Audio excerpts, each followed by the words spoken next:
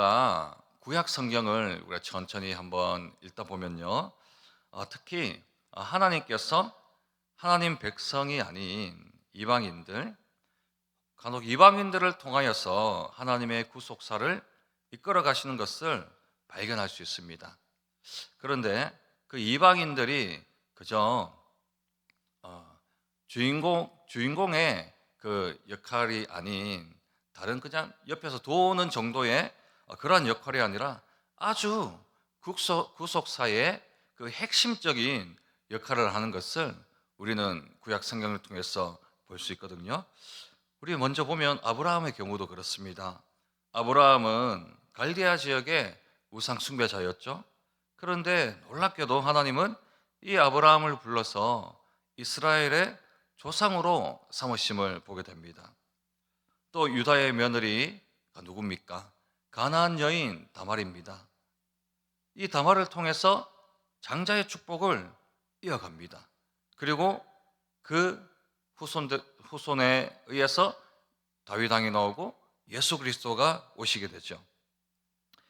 그리고 요셉이 애굽에서 애굽 여인을 만나 결혼하지 않습니까? 그리고 그곳에서 두 아들을 낳게 되는데요, 에브라임과 므낫세입니다. 그런데 이 에브라임과 므낫세도 이방인의 혈통이 섞여 있는 거예요. 그런데도 불구하고 야곱은 이 두 손자를 이스라엘의 12지파가 되도록 하고 그렇게 축복을 하고 결국 가나안 정복 시기에 12지파에 속해서 그 땅을 분배받게 되는 그런 일들도 있죠. 뿐만 아니라 모압 여인 룻도 있습니다. 보아스를 만나게 되어 다윗 왕의 증조 어머니가 되는 것을 봅니다. 여러분, 방금 제가 말씀드린 이 내용들은 이 구약 성경에서 아주 중요하고 핵심적인 내용들입니다. 그곳에 그 일에 누가 있었다고요? 이방인들이 곳곳에 있었다라는 겁니다.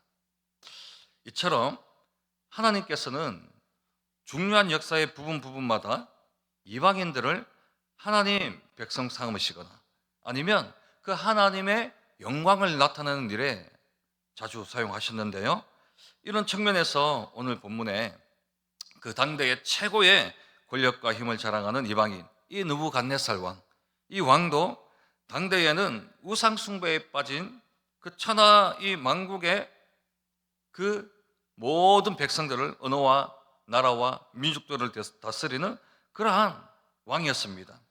힘과 권력에만 도취되었던 왕이었죠. 그러나 어떻습니까? 이 느부갓네살은 하나님의 이름을 높이는 중요한 역할을 하게 됩니다. 그는 다니엘을 만났습니다.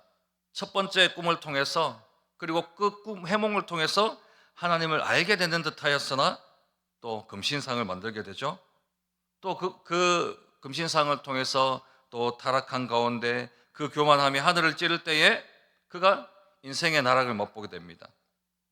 그 가운데 그가 하나님의 살아계심을 피부로 느끼게 되고 결국엔 오늘 본문의 이 조서의 내용처럼 하나님을 찬양하고 찬송하며 경배하며 천하에 거하는 모든 백성들에게 이 참 평강을 전하는 조서를 내리는 이 내용이 오늘 본문인 겁니다.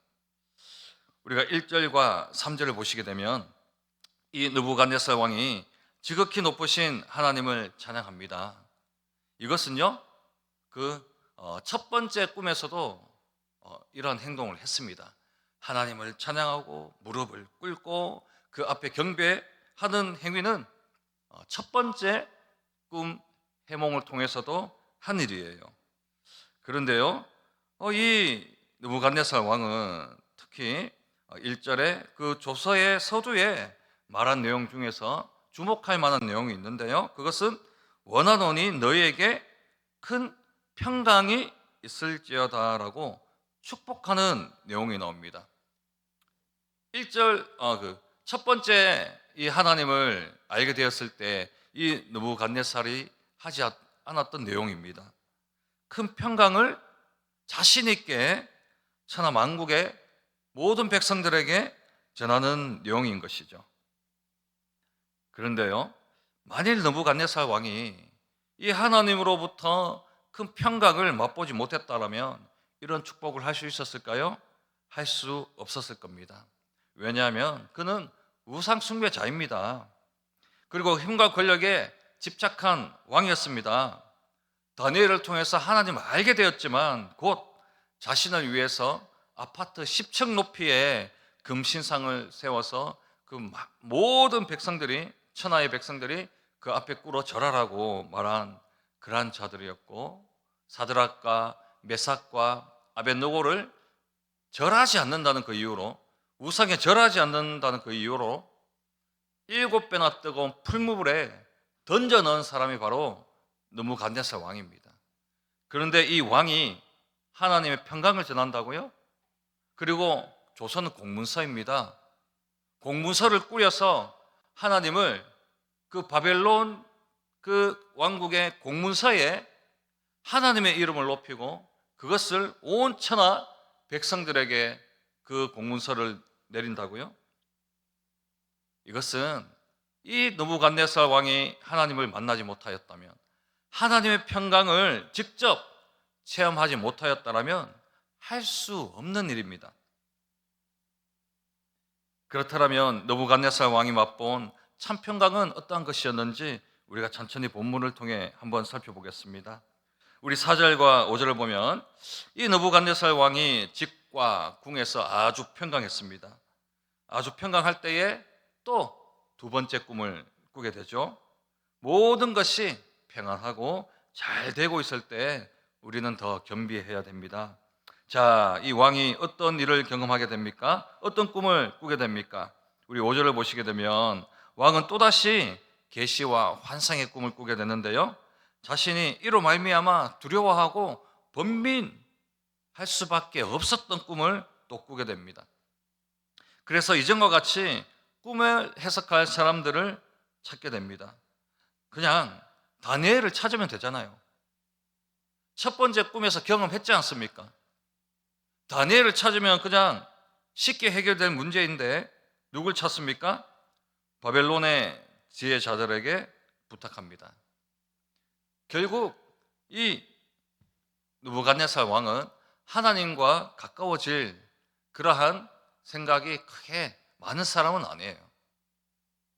다니엘을 통해서 하나님을 경험했다면, 다니엘의 꿈 해석을 통해서 하나님을 경험했다면 마땅히 다니엘을 불러서 꿈 해몽을 먼저 하는 것이 맞습니다. 그런데 이 꿈을 통해 여호와 하나님의 이야기보다 자신의 이야기를 듣고 싶은 거였죠. 자신이 또 어떠한 또 고난을 만날 것이며, 또 어떠한 인생을 살 것이며, 또 어떻게 내가 또 천하 만국을 다스리며 이 세상 가운데 영광을 떨칠 수 있는 그런 꿈인지 먼저 바벨론의 지혜자들에게 부탁합니다. 순서가 잘못된 것이지요. 그러나 역시 불가능한 일입니다. 결국 왕은 다니엘을 다시 찾게 됩니다. 그에게 꿈 해몽을 부탁하게 되죠. 자, 보세요. 여기서 우리가 알 수 있는 사실은 이 왕이 하나님의 계시를 받긴 했지만 그 계시를 깨닫지 못합니다. 그래서 우리가 하나님의 말씀을 들어도, 하나님의 약속의 말씀을 들어도 우리가 그 말씀을 깨닫지 못하면 늘 두려움과 번민에 갇힐 수밖에 없다는 겁니다. 인생의 참 평강과 기쁨을 누리고 살아갈 수 없는 불행한 삶인 거예요. 그런데 그 반면에 하나님의 계시를 깨닫고 알게 된 자, 즉 다니엘과 같은 자는 사람들로 하여금 찾게 되는 자입니다. 그리고 헤매고 있는 자들을 바른 길로 인도할 수 있는 자입니다.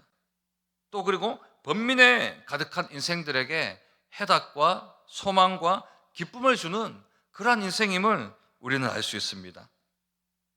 우리 다시 본문으로 돌아오셔서 이렇게 하나님의 계시를 스스로 깨닫지 못하는 이 느부갓네살 왕, 번민에 휩싸인 이 왕은 자신의 꿈 내용을 다니엘에게 이야기합니다.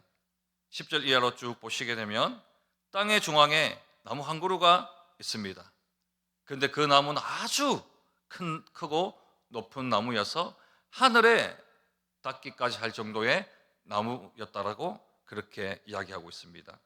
그런데 그 나무가 얼마나 높고 창대했던지 땅 끝에서도 볼 수 있는 나무였습니다. 즉 천하를 다스리는 이 느부갓네살의 권세와 영광을 보여주는 거죠.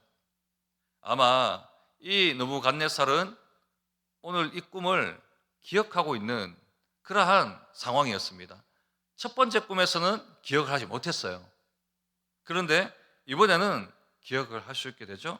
그러니 이러한 꿈을 처음 보게 되면 지금보다 더 큰 영광과 더 높은 권세와 힘을 누리게 될 것인가 착각하기 아주 딱 좋은 그러한 꿈과 환상입니다.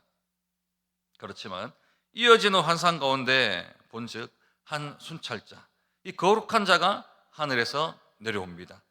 여기서 순찰자라고 번역되어 있는 이 단어는 깨어있는 사람이라는 그런 의미입니다. 즉 잠을 자지 않고 깨어있는 사람은 없을 겁니다. 그런데 이 순찰자는 일반적으로 인간이 아닌 주의 사자나 예수님으로 해석을 할 수 있는 거죠. 그래서 그 순찰자, 그 주의 사자가 하늘에서 내려와서 말씀으로 명령합니다. 그 나무를 베어라. 그리고 가지를 잘라라. 그리고 그 주변에 있는 짐승들을 내쫓고 그 나무에 깃들여 있는 그 새들도 다 쫓아내버려라. 즉 나무에 대한 엄중한 심판의 메시지입니다. 다시 말해서 느부갓네살 왕에 대한 이 왕에 대한 하나님의 징계의 메시지인 것이죠. 그래서 우리가 19절을 보게 되면 이런 꿈과 환상에 다니엘이 한동안 놀라며 번민합니다. 두 번째의 이 꿈은 정확히 이제 먼 미래의 예언이 아니라 이제 곧 있을 예언의 꿈의 환상이었기 때문입니다. 그래서 이 다니엘이 이제 곧 있을 그러한 예언을 하자고 하니 다니엘 또한 번민하게 되고 다니엘도 고민하게 되었습니다. 이 왕이 재촉하죠. 재촉하자 다니엘이 이제 꿈 해석을 쭉 하기 시작합니다. 20절에서부터 27절까지의 내용이 그 내용입니다. 자, 느부갓네살 왕이 하늘에 닿을 정도로 그 권세가 높아졌습니다. 그런데 이후에 사람에게 쫓겨나게 됩니다. 그래서 들짐승과 함께 살며 소처럼 풀을 뜯어먹고 그리고 하늘 이슬에 졌습니다. 즉 집이 있는 그런 생활이 아니라 짐승처럼 풀을 뜯어먹고 이슬을 맞는 그러한 장면 우리 상상할 수 있지 않습니까?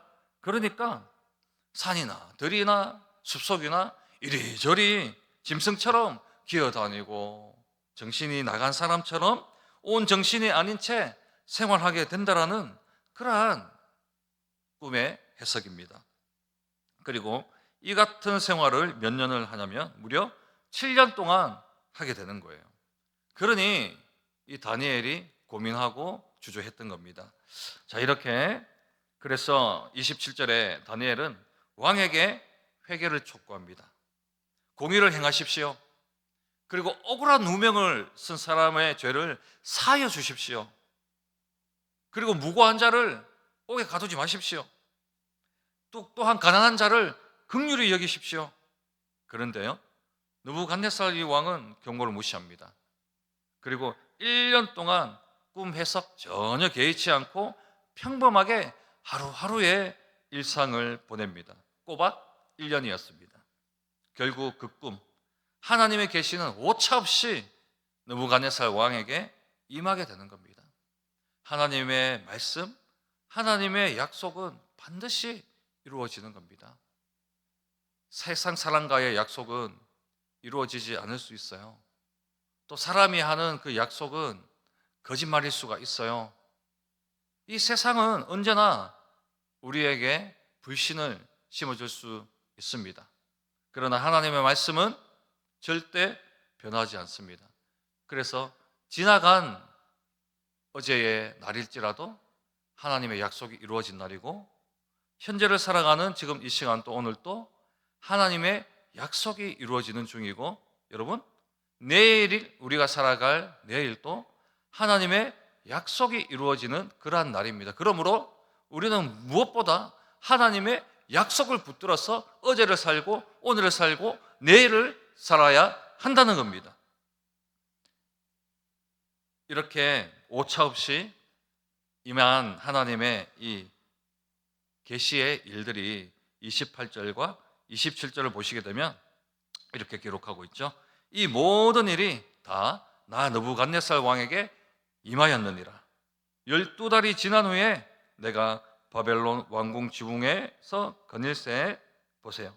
1년이라는 시간이 지나는 동안 느부갓네살 왕은 자기의 만족과 권세에 취해서 회개하지 않았습니다. 다니엘은 회개하라고 분명히 이야기했거든요. 그런데 회개하지 않고 왕궁의 그 높은 곳에서 올라가서 웅장한 바벨론 그 도성의 그 모습을 한눈에 바라보면서 그 위치에서 자신의 능력, 자신의 권세, 자신의 힘에 도취되어서 교만에 빠지게 되었습니다. 즉 거짓 평강에 도취되고 만 것이죠. 하나님의 말씀 안에서 어제와 현재 오늘과 내일을 살아야 되는데 거짓 평강을 붙들고 어제와 오늘과 내일을 살아가고 있는 거예요, 지금. 그래서 느부갓네살 왕은 이 꿈을 통해서 번민했고 그로 인해 다니엘의 해석을 듣게 되었지만 당장 일어나지 않는 일이기에 그에게 큰 교훈이 되지 못합니다. 이렇게 오히려 당장 눈에 보이는 자신의 왕국에 하나님의 계시가 퇴색되어 버렸던 거죠. 이렇게 하나님의 계시를 까맣게 잊고 있던 사이에 하나님의 징계가 이제 도적같이 임하게 됩니다. 우리 31절에 하늘에서 소리가 내려 이르되 느부갓네살 왕아 내게 말하노니 나라의 왕위가 내게서 떠났느니라. 보십시오. 아무리 막강한 힘과 권력을 가졌다 해도 하나님은 한순간에 그가 가진 모든 것을 빼앗아 버립니다. 그리고 가장 밑바닥 인생으로 던져버립니다. 그런데요, 그 긴 고통의 시간, 7년이라는 그 긴 시간, 이 징계의 시간을 지나고 있는 이 느부갓네살 왕에게 하나님의 은혜가 다시 찾아옵니다. 여러분, 이렇게 이방인 왕, 우상 숭배자의 그 삶에도 교만의 그 끝을 보여주는 그 삶에도 하나님은 은혜를 주십니다. 다시 기회를 주십니다. 그렇다면 하나님의 자녀된, 하나님의 아들, 딸된 우리는 하나님이 그 은혜를 너무너무 주시고 싶어 하신다는 겁니다. 그 평강을 허락하고 싶어 하신다는 겁니다. 그래서 우리 34절에 그 기한이 참에 나 느부갓네살이 하늘을 우러러 보았더니 내 총명이 다시 내게로 돌아온지라. 이에 내가 지극히 높으신 이에게 감사하며 영생하시는 이를 찬양하고 경배하였나니 그 권세는 영원한 권세요 그 나라는 대대에 이르리로다 라고 그렇게 고백하고 있습니다. 이렇게 7년이라는 하나님의 징계의 시간, 이 혹독한 그 시간을 보낸 느부갓네살 왕이 다시 지위와 나라를 회복하게 되는데요, 그것은 자신이 잘해서가 아닙니다. 오로지 하나님의 은혜였습니다. 그런데요, 하나님의 은혜가 무엇일까요? 하나님의 은혜가 무엇일까요? 느부갓네살 왕이 잘한 게 아니면 이건 하나님의 은혜가 맞잖아요. 하나님의 은혜가 맞는데 하나님의 은혜가 무엇일까요? 자, 우리 26절을 보시게 되면 다니엘의 해석에 순찰자들이 이 왕의 나무를 뿌리채 뽑지 않거든요. 그 뿌리와 그 루터기는 땅에 남겨둡니다.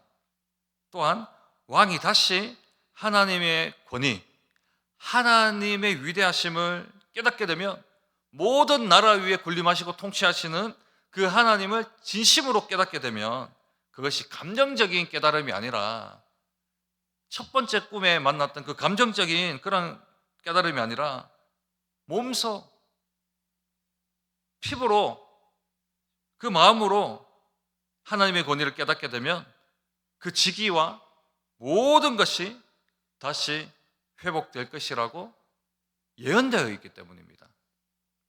그래서 은혜는요, 하나님의 말씀입니다. 은혜는 은혜를 내려 주소서 주소서 해서 되는 것이 아니라 하나님의 말씀을 통해서 우리에게 은혜가 옵니다. 아무리 땅을 쳐다보고 참 평강과 평안과 은혜, 성공을 찾아봐도 그것은 찾아오지 않습니다.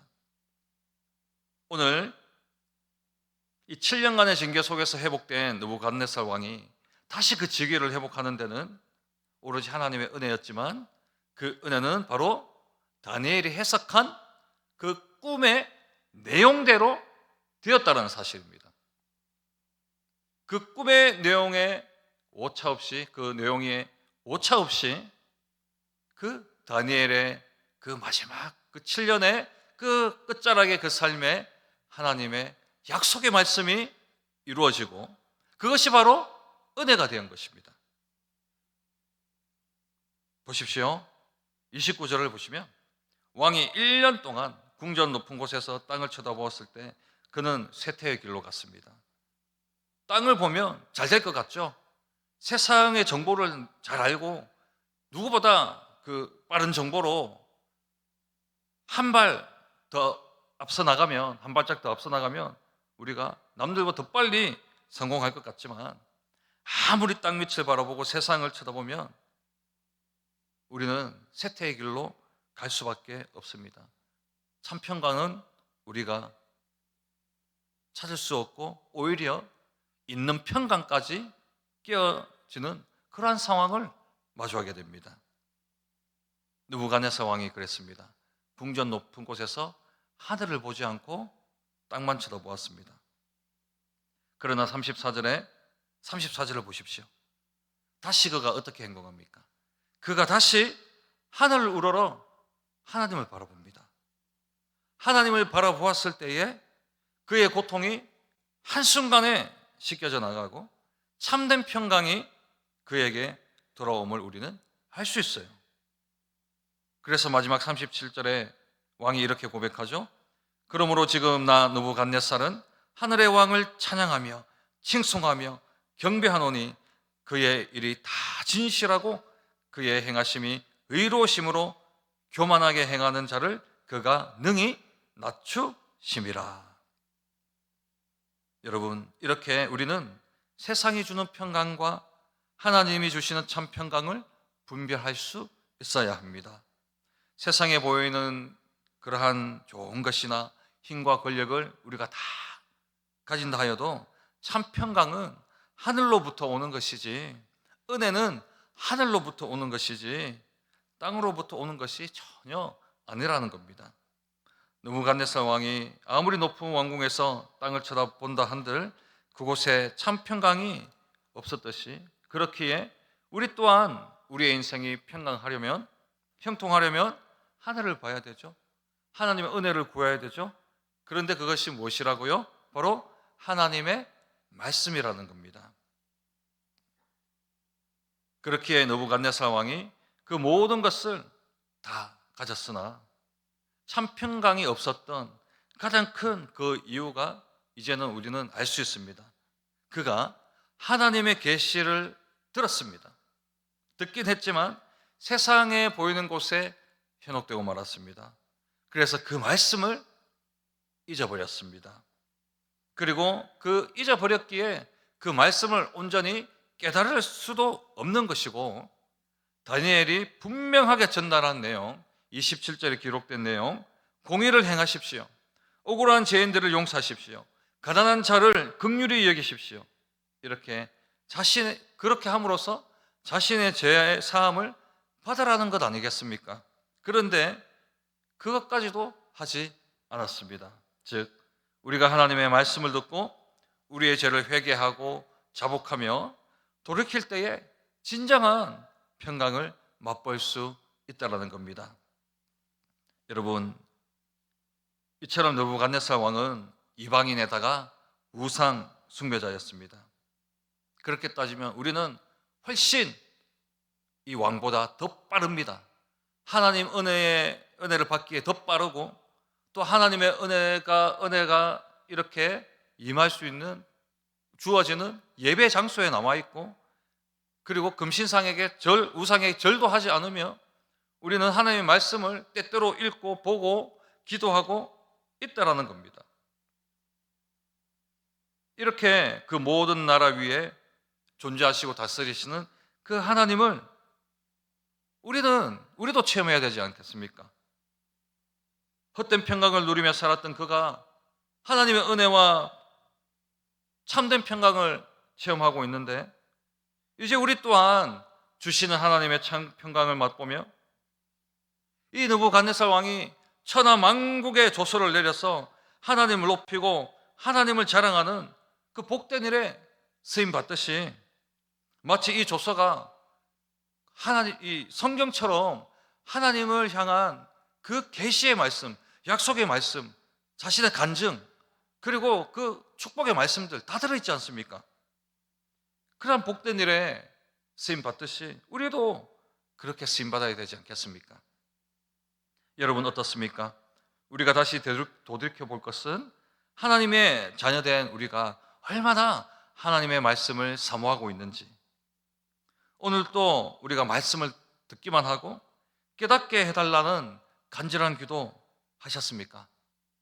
하나님 말씀을 듣고 주여 내가 그 말씀에 깨닫게 하여 주옵소서, 그 말씀이 심령에 박히게 도와주옵소서. 그래서 그 말씀을 통해 자복하고 회개하고 애통하며 다시금 죄사함의 그 감사를 누리며 구원의 기쁨으로 다시금 샘솟게 하여 주옵소서. 그렇게 기도하셨습니까? 오늘 이 수요 예배 시간 길면 길고 짧으면 짧습니다. 이 예배 시간에 우리 하나님의 말씀 붙들고 그 말씀 절대로 놓지 않고 그 말씀을 통해서 우리가 깨닫고 그 말씀의 능력, 그 말씀의 은혜 우리에게 임할 수 있도록 기도해야 되지 않겠습니까? 여러분, 하나님의 그 이름의 영광을 위해 천하를 호령하며 교만의 절정에 있던 그 바벨론의 한 왕에게도 참 평안을 허락하신 하나님께서 우리들에게도 참 평안을 허락하는 것은 당연한 일입니다. 그러므로 이렇게 기도합시다. 주님, 하나님의 말씀을 듣고도 깨닫지 못하는 어리석은 자 되지 않게 하여 주옵소서. 세상 영광에 눈이 멀어 하나님의 참 평강을 잃어버린 불행한 삶 살지 않도록 다시 우리의 영안을 열어 주옵소서.